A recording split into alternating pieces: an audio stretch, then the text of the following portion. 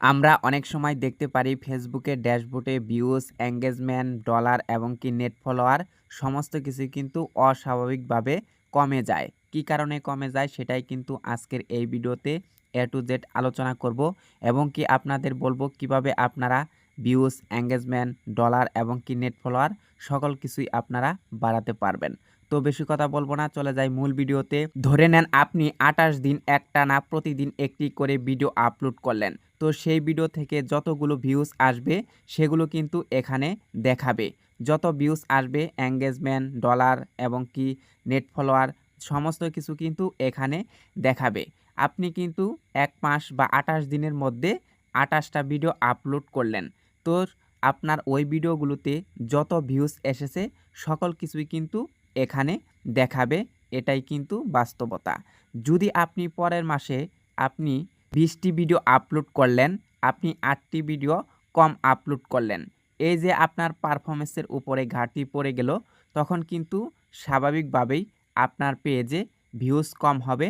যখন আপনার পেজে ভিউজ কম হবে, তখন কিন্তু আপনি দেখতে পারবেন যে আপনার এরকম ভিউজ ড্রপ করবে এবং কি কমে যাবে।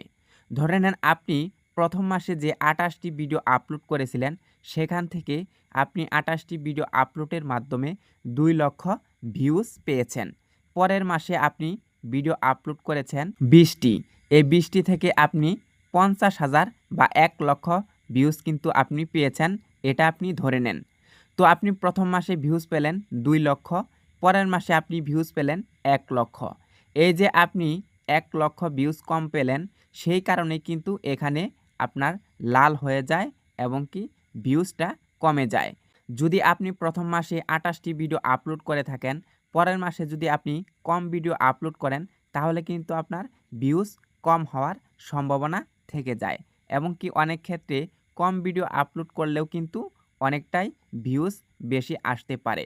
তো এটা কিন্তু ভিউজের উপর ডিপেন্ড করে যে আপনার এখানে লাল হবে নাকি গ্রিন হবে। যদি আপনি ধরে নেন পরের মাসে আপনি ২০টি ভিডিও আপলোড দিয়েছেন, কিন্তু আপনার ২ লক্ষর জায়গায় ৩ লক্ষ ভিউজ এসেছে, তখন কিন্তু আপনার এখানে সবুজই থাকবে এবং কি তীর চিহ্নগুলো উপরের দিকে থাকবে। তখন কিন্তু আপনার লাল হবে না। আপনার যদি এটি লাল হয়ে থাকে, তাহলে আপনি এটি কিভাবে গ্রিন করবেন সেটা এখন আমি বলছি। আপনি প্রতিনিয়ত ভিডিও আপলোড করে যান।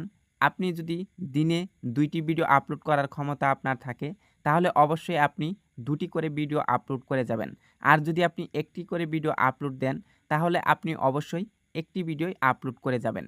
তাহলে দেখতে পারবেন, যদি আপনি ধারাবাহিকতা বজায় রাখেন, যদি আপনি নিয়মিত ভিডিও আপলোড করতে পারেন, তাহলে কিন্তু আপনার এরকম লাল চিহ্ন বা লাল কালারের এগুলো নিচের দিকে যে দেখতে পাচ্ছেন ডাউন, এগুলো কখনোই হবে না।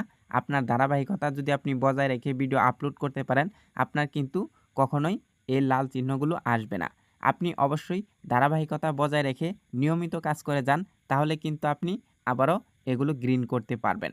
তো আমি এই পেজে এখন ভিডিও আপলোড দিতেছি না বিধায় কিন্তু এখানে ভিউসের সংখ্যা, এঙ্গেজমেন্ট বা ফলোয়ার এগুলোর সংখ্যা কিন্তু কম দেখাচ্ছে।